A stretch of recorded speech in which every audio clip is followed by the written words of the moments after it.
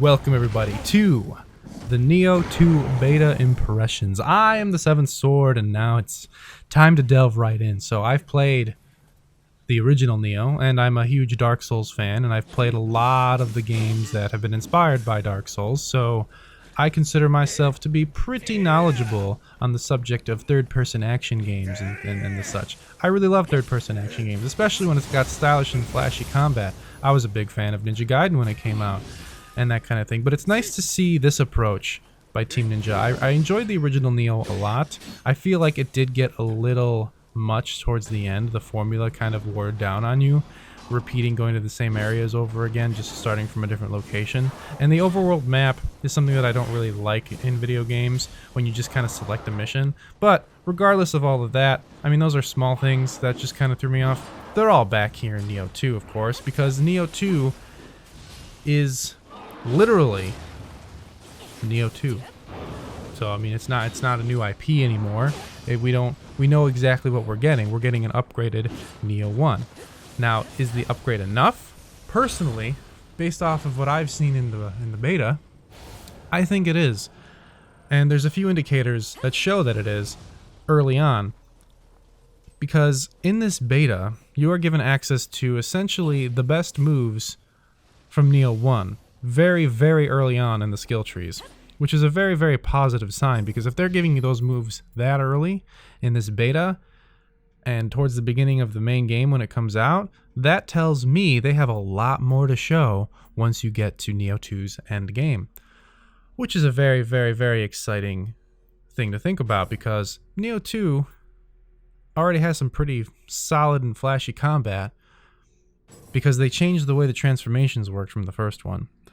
Now, if you've played the original, or if you haven't, I'll just go over it again. In the first one, you had a meter, you had a spirit animal, you equipped a spirit animal, and when the gauge filled up, you transformed into your spirit form, and you had a set of attacks based off of the weapon you had currently equipped. Your transformation pretty much stayed the same from the beginning of the game to the end of the game. That's no longer the case in Nioh 2. In Nioh 2, you now have 3 different transformations tied to that spirit animal, and it is now considered a yokai, or demon form, if you will. Each of these demon forms has their own skill tree that you can upgrade, and you can learn new abilities inside and outside of the demon form that will help you in battle. You also now have a perfect counter, basically a parry riposte system very similar to the Soulsborne games. When you are in human form and you hold down the right trigger, or R2, you'll see glowing horns on your character. When you hit circle, you will perform a parry or a dodge depending on which demon form you are in, and if you are successful with your timing, you will then initiate the block counterattack and then have a chance to follow up for even more damage. Very, very, very useful. Now, I personally believe that the Pharaoh form is the worst. So there's 3 different forms, like I mentioned earlier. One is Pharaoh, one is Phantom, and one is the Brute, essentially. Don't know if I got the names right, but you get the point of what I'm talking about. The other 2 have a perfect time to block. So you just stand there, and as long as you hit R2 circle at the right time, your character just puts up a blocking animation and then counters immediately. The Pharaoh form is a dodge, and I feel like the timing is a bit strange, because the enemy has to attack your after image during the dodge for you to initiate the counterattack. And then at the end of the dodge, if you didn't initiate the counterattack, if your character, after they do the phase dodge, they come out of it and they just kind of float there for half a second, leaving you wide open. Now, each of these parries all cost a set amount of purple bar energy at the top left there, which you accrue by landing attacks.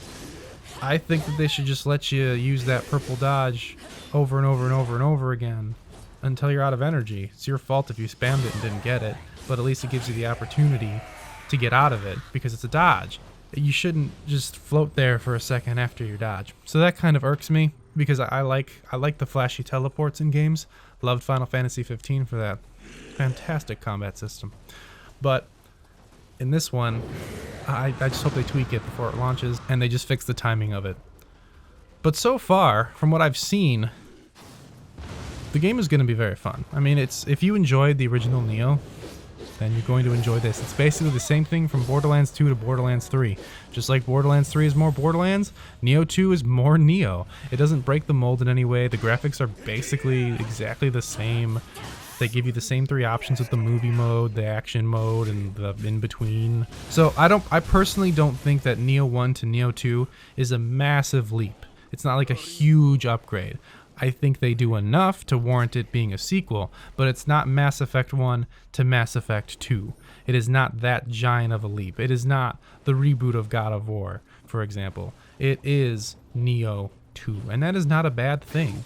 So personally, I enjoyed my time with the beta. It is very, very difficult.